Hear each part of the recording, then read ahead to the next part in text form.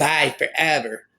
PTSD, mental disorder, a specialist infinitist, the conflict between the will to deny horrible events and the will to proclaim them aloud is the central dialectic of a psychological trauma. Trauma is personal. It does not disappear if it is not validated. And when it is ignored or invalidated, the silent screams continue internally heard only by the one held captive. And when someone enters the pain and hears the screams, healing can begin. The ordinary response to astrocytes is to banish them from consciousness. Certain violations of the social compact are too terrible to utter aloud. This is the meaning of the word unspeakable. Atrocities, however, refuse to be buried. Equally as powerful as the desire to deny atrocities is the conviction that denial does not work. Folk wisdom is filled with ghosts who refuse to rest in their graves until their stories are told.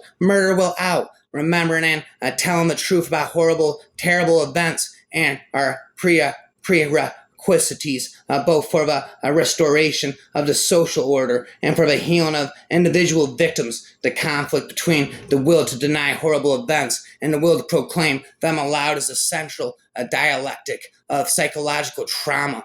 People who have survived atrocities often tell their stories in a highly emotional, contradictory, and fragmented manner that undermines their credibility and thereby serves the twin imperatives of truth-telling and secrecy. When the truth is finally recognized, survivors can begin their recovery, but far too often secrecy prevails, and the story of a traumatic event surfaces not as a verbal narrative, but as a symptom of psychological distress. Symptoms of traumatized people simultaneously call attention to the existence of an unspeakable secret and deflect attention from it. This is most apparent in the way traumatized people alternate between feeling numb and reliving the event. The dialectic of trauma gives rise to complicated, sometimes uncanny alterations of consciousness, which George Orwell, one of the committed truth-tellers of our century, called a doublethink, in which mental health professionals searching for calm, precise language called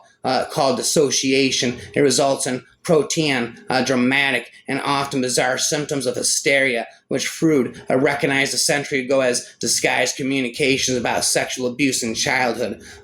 Trauma victims cannot recover until they become familiar with and befriend the sensations in their bodies. Being frightened means that you live in a body that is always on guard. Angry people live in angry bodies. The bodies of child abuse victims are tense and defensive until they find a way to relax and feel safe in order to change. People need to become aware of their sensations and the way that their bodies interact with the world around them. Physical self-awareness is the first step in releasing the tyranny of the past. In my practice, I begin the process by helping my patients to first notice and then describe the feelings in their bodies, not emotions such as anger or anxiety or fear, but the physical sensations beneath the emotions: pressure, heat, muscular tension, tingling, caving in, feeling hollow, and so on. I also work on identifying the sensations associated with relaxation or pressure, pleasure. I help them become aware of their breath, of their gestures and their movements. All too often, however, drugs such as Abilify, Zyprexa,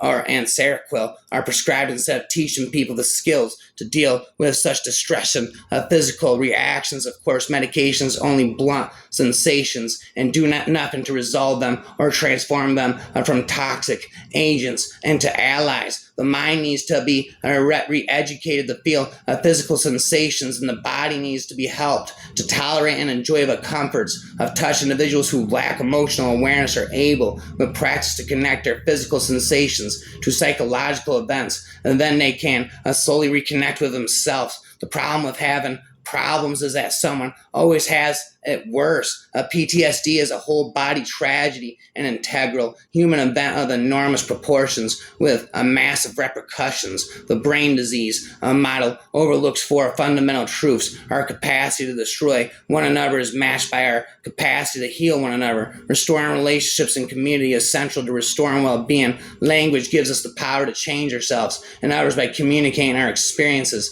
helping us to define what we know and finding the common sense of meaning. We have the ability to regulate our own physiology, including some of the so-called involuntary functions of the body and brain through such basic activities as breathing, moving, and touching. We can change social conditions to create environments in which children and adults can feel safe and where they can thrive. And when we ignore these quintessential dimensions of humanity, we deprive people of ways to heal from trauma and restore their autonomy.